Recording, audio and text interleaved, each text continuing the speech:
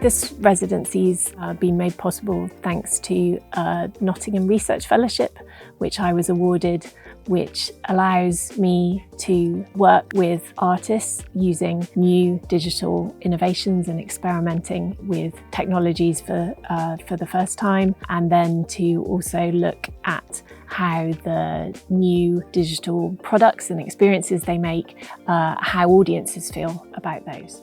The funding for these residencies comes from the University of Nottingham. It's part of my research fellowship, and it supports artists to come and collaborate with us professionally at the university.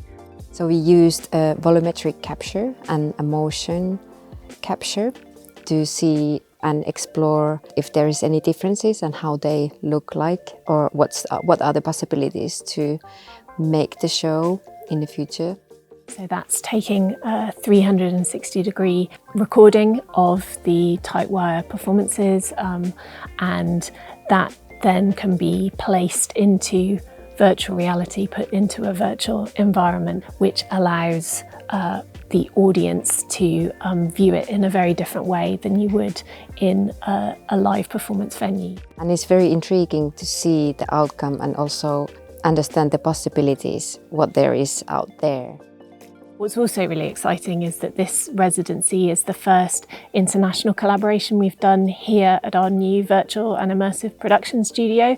So this is a new initiative for the university, which is being supported by the Faculty of Arts in partnership with the Faculty of Science. So they're working together to create this brilliant facility where we've got these fantastic technologies that we can use with artistic partners.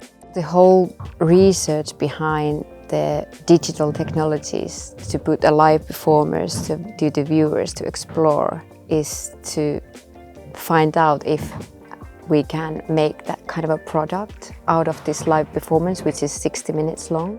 For example, that we have a live show which is with a live audience, and then we have alternative version of it in the virtual reality.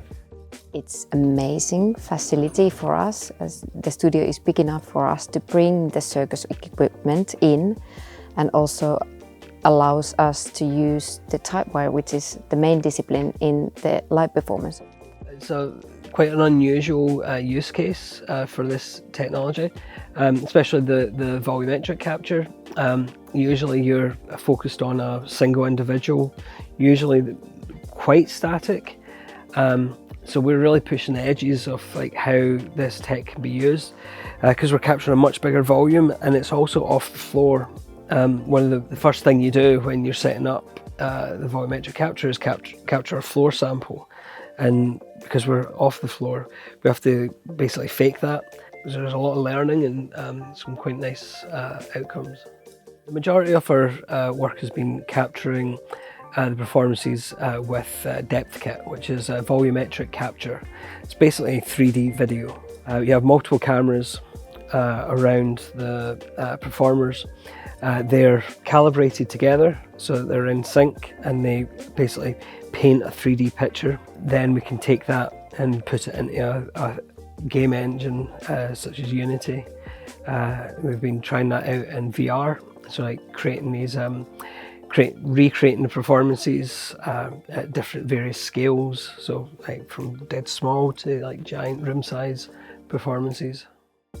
We also have motion capture technology here, which is where people put on the suit and they're filmed against a green background, and then the information about the performance, the movements, goes into the game engine. So it's a suit with like ping pong balls, reflective balls over the suit, and that you go into a space where there's cameras that can just see those balls, and it recreates a skeleton, and that's like really high fidelity. It's really accurate, but then you have to recreate the model of the person over the top of them. And that was a bit more tricky because we had like a lot of the captures attached to our body, and we had the whole suits, and the space was small, and the captures were like falling out when we were doing stuff and we're attached to each other. So technically that was a lot harder for us to do. But then it was really interesting to see the outcome of that, because it's like a video game character, but doing your movement. As a creative side, creation side, my side, I see the virtual reality possibilities as a tool to work out things. You can try many things before you really manufacture them as a material size. So it gave me a new space and ambience where I can explore the possibilities of the sound design.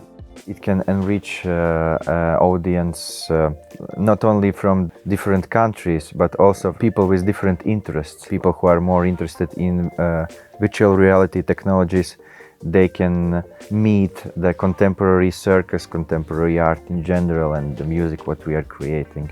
Also, the people who are coming to the live show, if they know about our version of show FINELINE in virtual reality, they can get more into the VR. The potential, I don't even know how far can it go, because we only experienced a little bit of it. But I think it can really bring new aspects to performing arts. And also, like, we wanted to explore in the show like different angles for the public to experience what we're doing. So this you can really get with the VR world. So it's more immersive than watching from the audience. It's just mind-blowing overall.